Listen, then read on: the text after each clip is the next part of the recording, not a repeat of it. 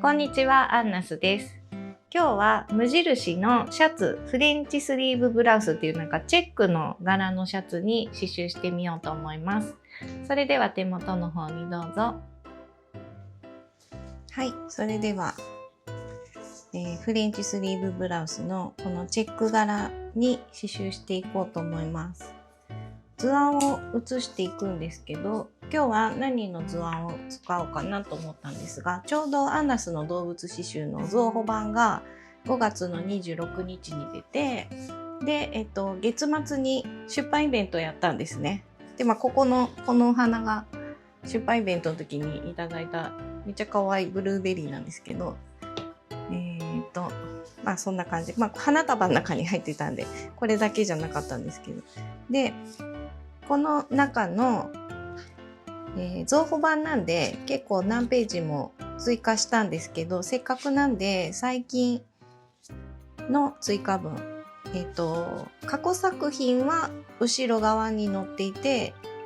そして最初の方のページが、今回の増補版の追加分なんですけど、これ果物と鳥の刺繍をこのチェック柄にしようと思います。で、このまま、この色のまま、このままここにやるっていうのは皆さん普通に思いつくと思うし、全然それで可愛いと思うんで、それはやっていただけたらなとは思うんですが、ちょっと私はひとひねりしてみようと思いました。また服に刺繍するときってだいたい 200% 拡大することが多いんですけど、また今回も 200% です。皆さん200ですよ。で、拡大して全部黒で刺してみようかなと思います。黒い銀ガムチェックに黒で刺繍するっていうとすごいシンプルなんですけど、で、これは鳥だったら鳥の絵があるんですけど、これシルエットで使っても面白いかなと思うんで、鳥に見えると思うんで、これでちょっと散らばしてやっていこうと思います。で、やっぱりこれね、めちゃくちゃ薄いんですよ。これなんだろう、生地。シアーですね。今流行りのなんとかシアー字が読めなかった。それでスマプリで今日も写していこうと思います。こういう伸びる T シャツとか、あとこういう薄いものはもうスマプリで全部やっていきます。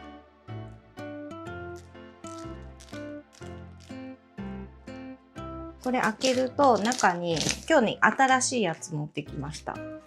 もう毎回これで使ってるんで A4 サイズ2枚入ってます。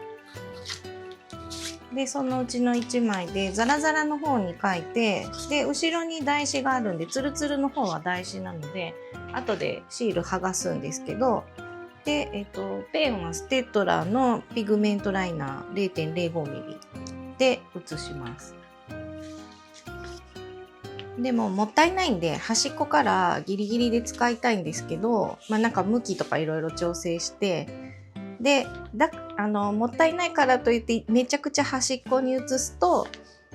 刺せなくなります。端っこがむぎゅってなって刺しにくいんで、1センチ 0.8 センチ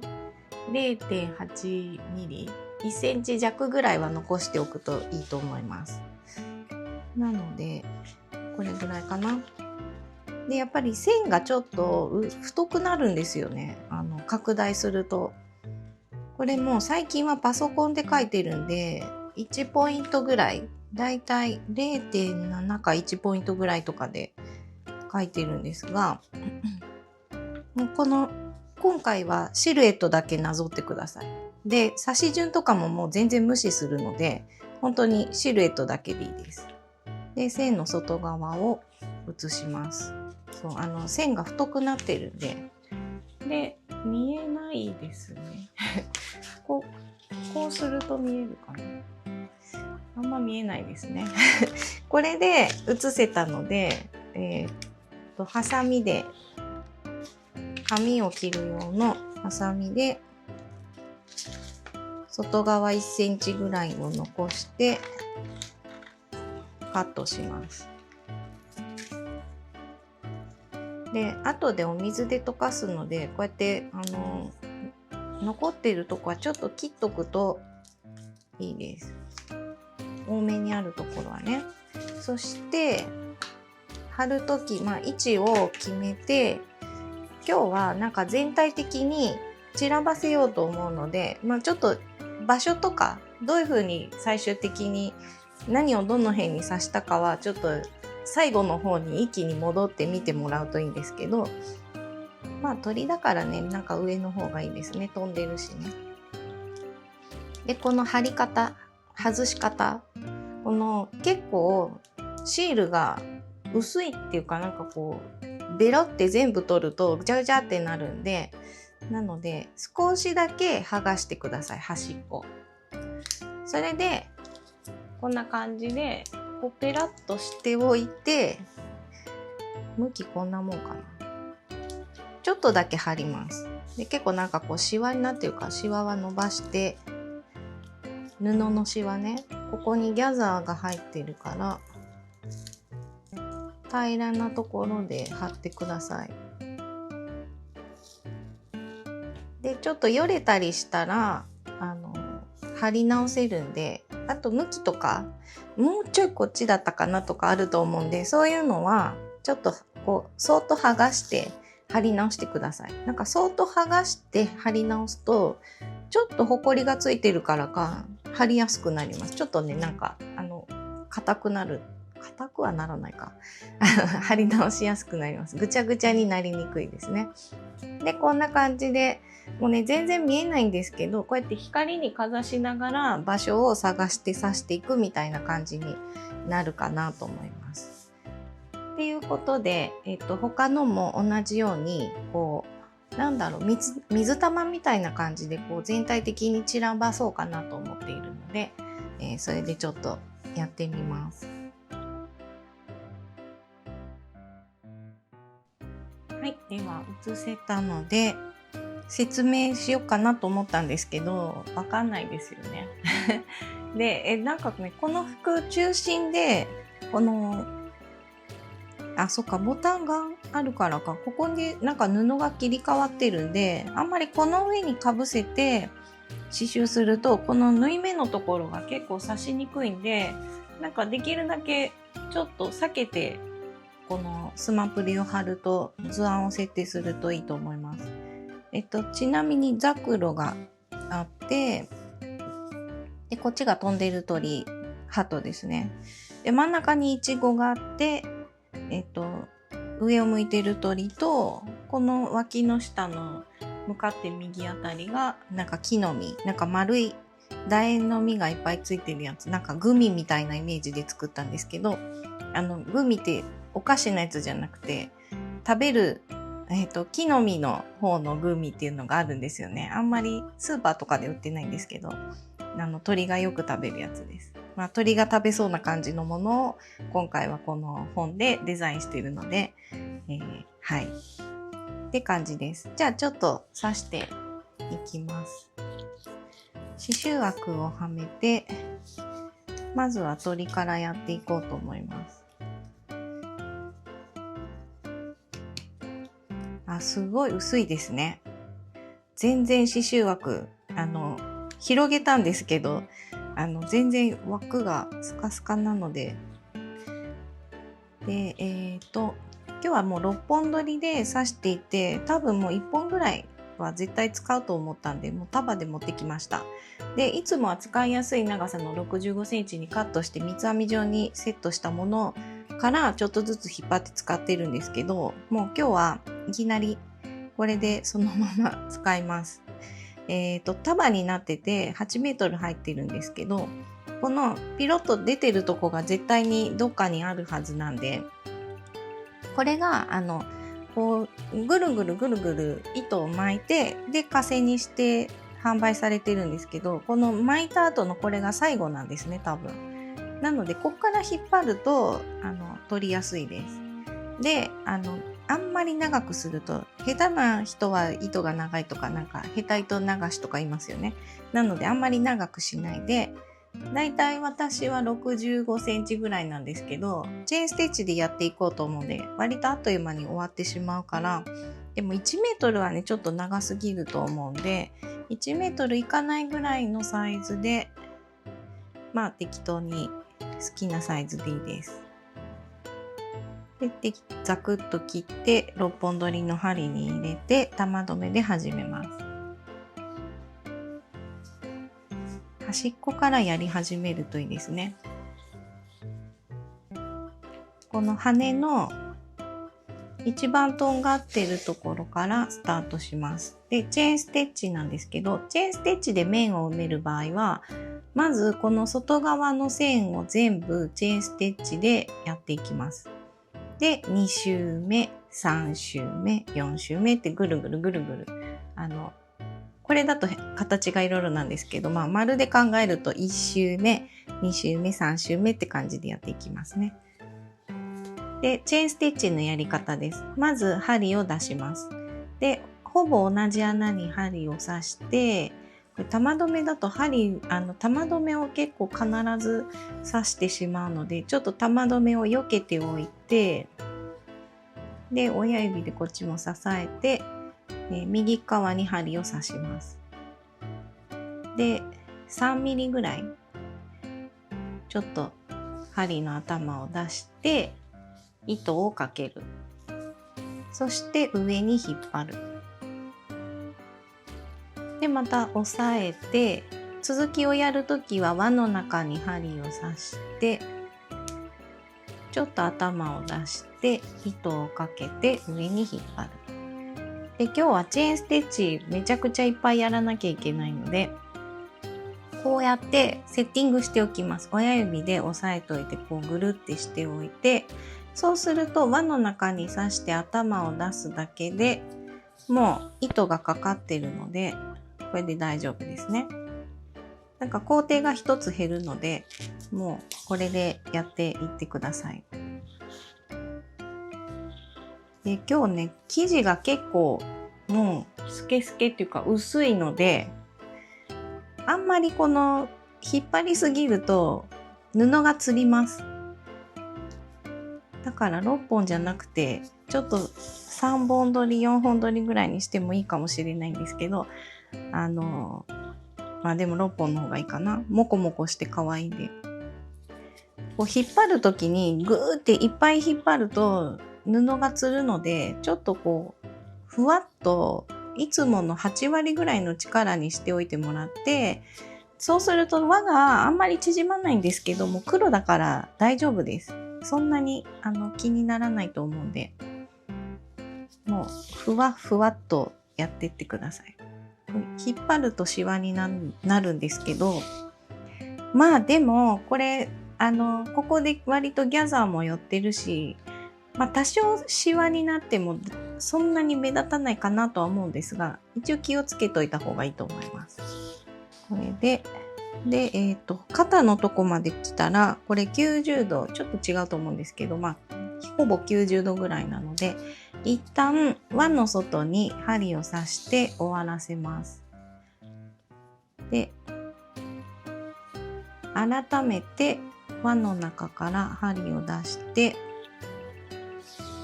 スタートします。これなんでわざわざこういうことするかっていうと、続きでやると、この角度がキュッと出ないんですね。なので、なんか不思議なんですけど、これいちいち1回ずつやると、ちゃんと90度、45度とか角が出ます。続きでやらないで1回ずつ終わらせます。っていう感じでぐるっと、じゃあまず1周やっていきます。はい。ここ最後なんですけど、まあ、こっちの反対側もそうなんですけど、これぐらいとんがっているところは、どっちかを頂点に設定します。なので、最初に作った方でもいいし、最後に作る方でもいいんですけど、両方が頂点にならないように、今回の場合は最後に刺繍した方を頂点に設定しました。なので一番とんがっているところに刺したのは最後の、この先端ですね。っていう感じでこう重ならない程度で横に添えるみたいな、チェーンステッチとチェーンステッチがこういう感じ、ちょっとずれるぐらいかな。でどっちかを頂点にして、譲り合ってやると、両方が頂点になるとここがね丸くなるんで、チェーンステッチはねそういう風にやっていきます。ということで1周できたので2周目いきます。これ刺繍が入ると何か分かりますね。ちょっとスマプリだけだと全然肉眼だと見えるんですけど、ちょっと画像だと分かりづらいですね。じゃあこれで2周目に行って、でまた3周目4周目って空いてるところをどんどんぐるぐる埋めていきます。はい、シルエットが全部完成したのでくちばしをつけます。くちばしはもうストレートステッチで1本でいいかなと思います。そして玉留めでもいいんですけど、裏に刺繍がいっぱいある場合はこうやって裏に 2,3 回絡めるともうこれで止まってるんで、こっちの方が楽なので私はこのやり方でやっています。そしてせっかくなんでちょっと目をつけようかなと思うんで、また6本取りでフレンチノットステッチですね。でこれスタートするときは玉留めってやっぱりなんか刺しちゃうのであんまり作りたくないんですけど、なので裏にこうやって絡めて始めればこれで止まってるんで、ちょっともう一回絡めておこ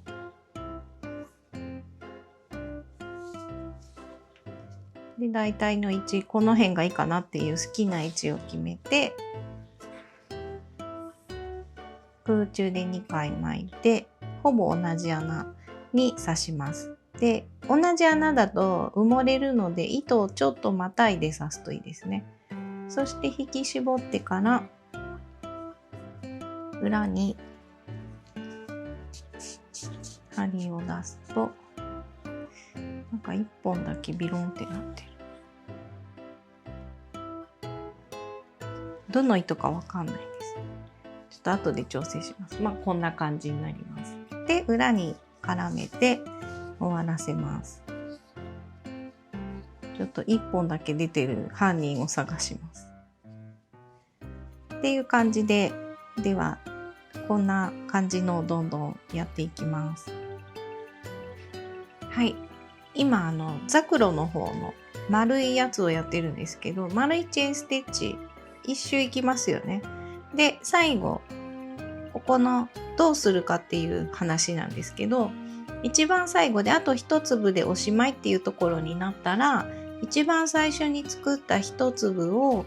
布と糸を刺さないで布と糸の間にこうやって横向きに入れます。そして引っ張って一番最後に作った輪の中に針を入れると、これでどこからスタートしたかが全くわかんないナチュラルな感じでつながりました。っていう感じで輪にするときはこうやってつないでいきます。そしてまた2周目3周目で埋めていきます。はい、ちょっとこのザクロの説明がいろいろあるんですけど、一通りもう作ってしまったのでこんな感じです。隣のザクロも行ったり来たりしながら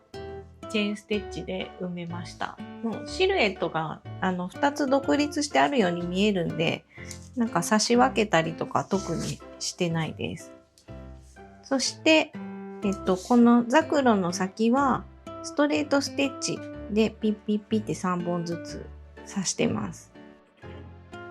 そして茎のところもチェーンステッチで、葉っぱも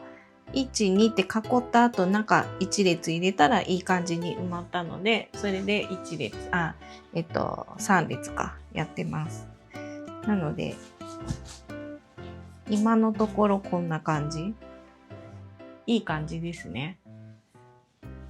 あと残り3つ、いちごと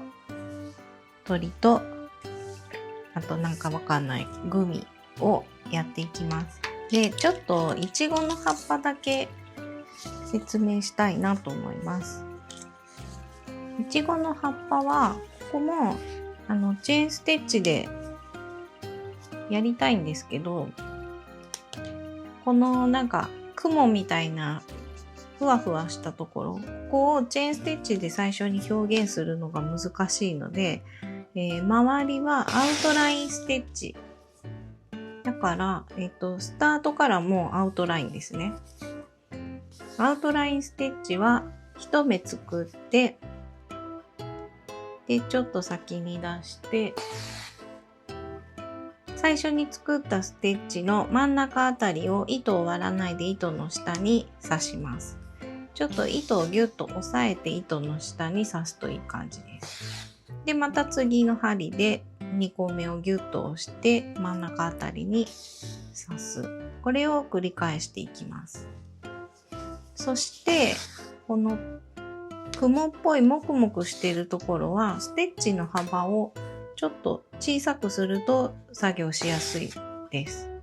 ステッチが大きくなるとガタガタが目立つので、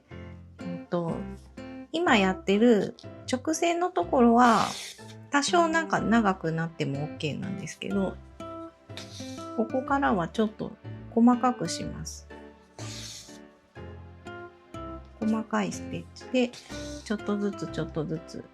やっていって、この丸を仕上げていきます。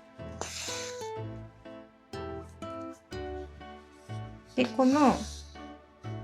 角もチェーンステッチと同じなんですけど、端っこまで行きますよね。そうするとここがだいたい90度ぐらいの角度がついているので、一旦終わらせます。終わらせるときは一番最後のステッチが浮いているので、同じ穴から出して糸をぐいっと曲げるだけのステッチを入れて全体的に落ち着かせます。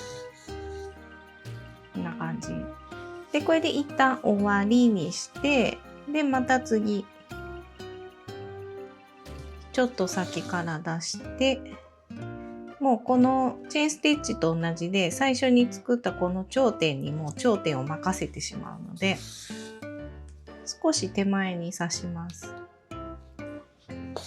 でまたこうやってカーブを作っていって、で最後は同じ穴から出して半分重ねるっていうステッチを入れます。っていうのをずっとやっていて、まずは外側を全部輪郭を作っていきます。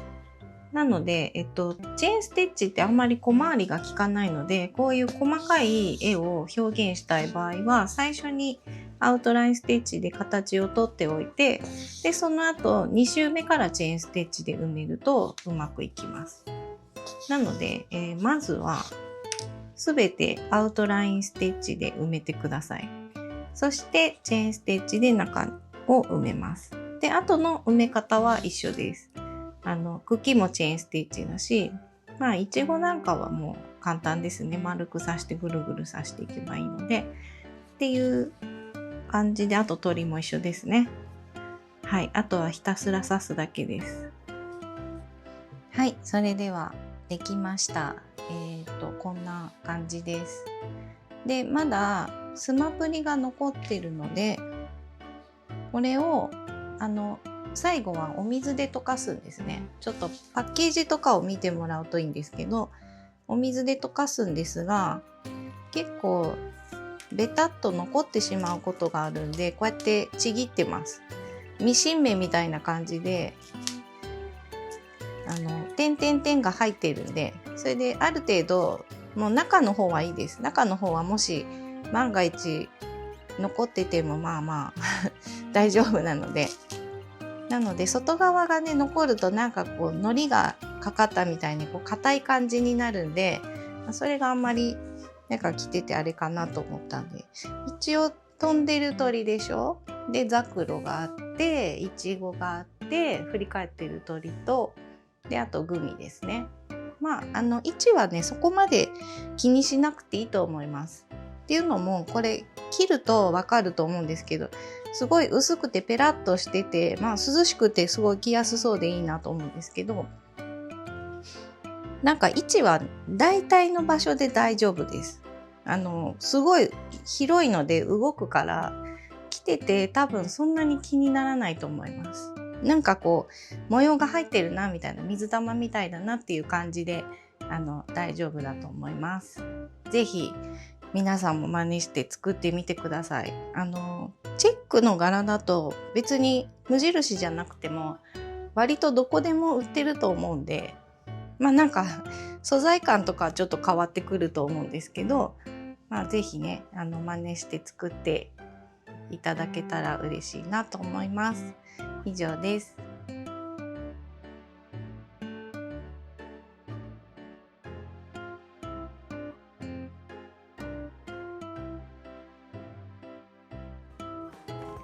いかがでしたか？チャンネル登録といいねボタンをよろしくお願いします。あと、ここの場所で刺繍教室をやっているので、もしよかったら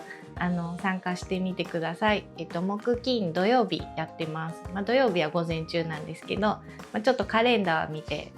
参加予約してください。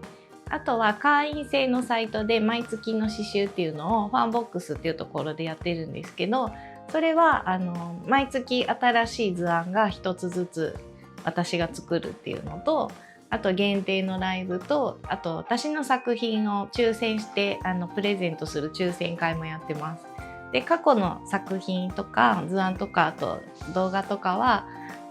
見放題なので、もしよかったら、ぜひ入ってみてください。でここの教室の1階はお店になってるんで、お店は誰でも遊びに来れるので、ぜひ、金曜日土曜日やってるんで、もしよかったら、東京にいらっしゃった場合はぜひお待ちしています。それでは、